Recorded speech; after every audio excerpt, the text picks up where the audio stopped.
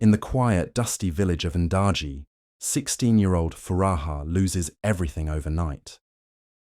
Her parents, Jamba and Nia, perish in a tragic and mysterious fire that consumes their modest home. The village mourns them, but few truly understand the magnitude of what has been lost, especially for Furaha, now left without shelter or family. With no siblings and no close maternal relatives, she is handed over to the only kin remaining, her father's younger brother, Baraka. Baraka welcomes her with hollow words and stiff arms. He stands at her parents' funeral with tears that don't match his eyes. Though he says the right things, his heart is sour. He has always resented Jamba, the older brother who received the family land, who married a beloved village woman, who became a respected man in the council. Baraka, on the other hand, grew bitter in Jamba's shadow, always second best, always overlooked. Taking Furaha in is not an act of kindness for him. It is a twisted opportunity. With Jamba gone, the last piece of his legacy now lives under Baraka's roof. Furaha walks into the household, unaware of the deep envy that simmers behind her uncle's forced smile, stepping unknowingly into a home where love will be replaced with control. From the moment Furaha enters her uncle's home, her life changes from sorrow to servitude. What should have been a sanctuary becomes a silent prison. Baraka makes it clear through actions, not words. She is not family, she is labor. Her school uniform is taken away, books disappear.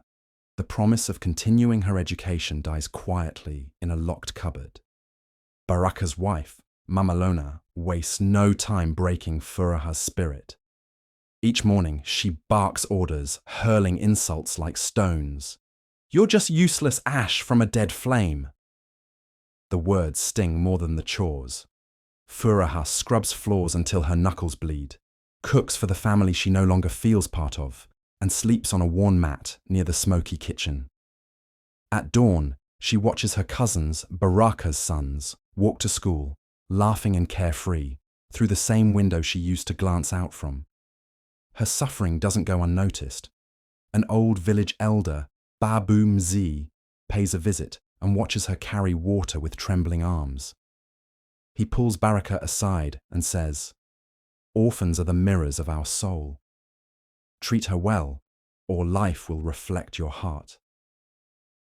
But Baraka just laughs, eyes narrowed, and spits in the dirt. "She is just leftover blood," he says coldly. Furaha learns not to cry out loud anymore. She saves her tears for the stars, whispering to the wind at night. In a home built by jealousy and silence, she begins to lose her voice, but not her fire. Furaha's 17th birthday arrives without candles, cake, or kindness. The village outside bursts into music and laughter for the harvest festival, but she remains indoors, sweeping floors and scrubbing pots. As the drums beat louder under the moonlight, Baraka stumbles in, reeking of palm wine and soaked in celebration. His steps are uneven, his eyes bloodshot, but his intentions are cruelly clear. He finds her alone in the back room, exhausted and half asleep on her mat. Before she can rise or speak, he pins her down. She fights, sobs, pleads, but her cries are muffled by his slurred whispers. "You're just your father's leftover. Now you're mine." When it's over, he staggers out as if nothing happened. Furaha curls into herself, her body shaking, her spirit fractured. In the days that follow, she moves like a ghost through the house. She no longer eats properly. Her laughter, already rare, disappears completely.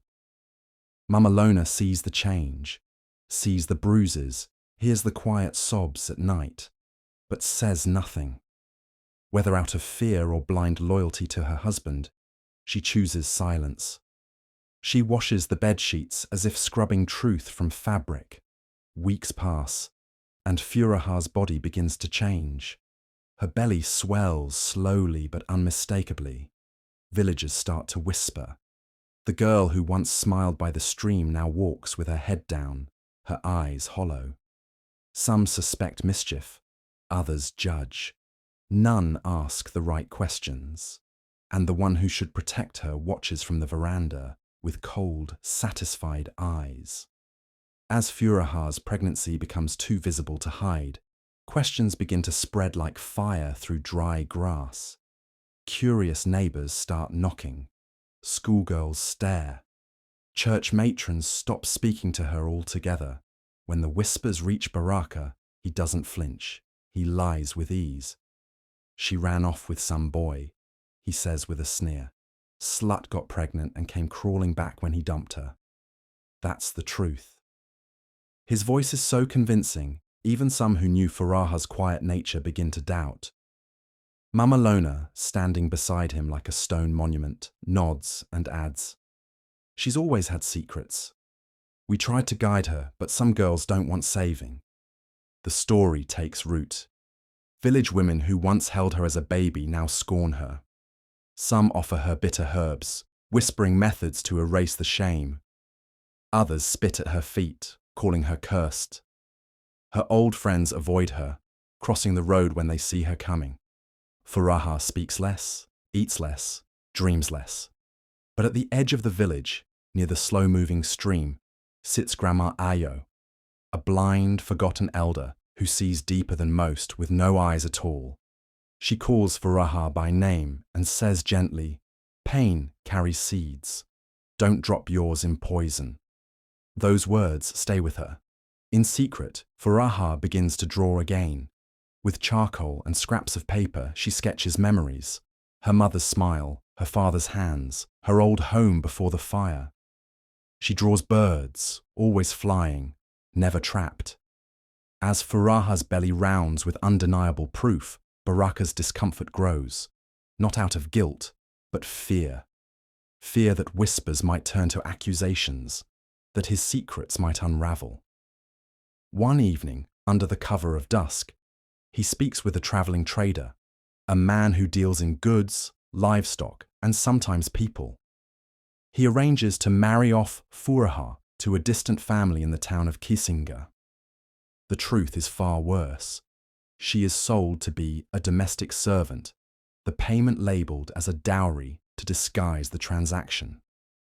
No one in the village will question a girl like her being sent away pregnant and disgraced. That night, as the crickets sing and the village sleeps, Furaha approaches Baraka with trembling lips. "I am your blood," she says, barely able to lift her gaze. Baraka looks down at her, his voice cold and cruel. "And I hate the taste of it." The next morning, she is loaded into a wooden cart. Her possessions are few: a thin cloth to cover her child, her small sketchbook of drawings, and a memory too heavy for her young heart. No one says goodbye. Mama Lona watches from the window. The sons pretend not to notice. But what Baraka never imagined is that someone did notice. Grandma Ayo, sitting near her stream, hears the cartwheels, the soft weeping, the silence. She doesn't need sight to know evil when it passes. Her ears catch every lie the wind tries to bury, and she begins to plan in her quiet, knowing way. The journey to Tagama is long and jarring, both on the road and in Furaha's soul. She arrives aching, hungry, and afraid, clutching her sketchbook like a lifeline. The city is loud and unfamiliar, its noise sharp, like the memories she tries to silence. She's taken to a grand house with polished floors and cold-hearted rules. The woman of the house, known only as Madame Khadija, sees Furaha not as a guest or even a servant, but as a tool. Furaha is given a cramped room, a strict schedule, and impossible tasks. But unlike Baraka, Madame Khadija doesn't touch her. The cruelty here is quieter, systemic, polished, served on fine plates with bitter commands. Yet in the darkest corner of the house, life insists on blooming. In that cold little room, Furaha gives birth alone, under dim light and trembling hope. The baby girl cries, a piercing, defiant sound.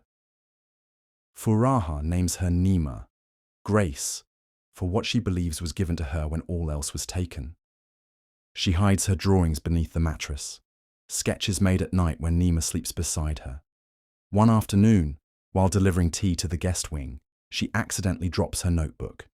It's picked up by Malik, Madame Khadijah's nephew, a young, quiet art student visiting from the university. He flips through it and looks up, stunned. "You drew these?" She nods, hesitant. Malik, eyes wide, whispers, This is more than art. This is truth." He begins to secretly mentor her, and with each stolen lesson, Furaha's hope returns. Late one evening, with Neema asleep and the city lights flickering through the thin curtains, Furaha finally pours her soul onto a canvas Malik gives her.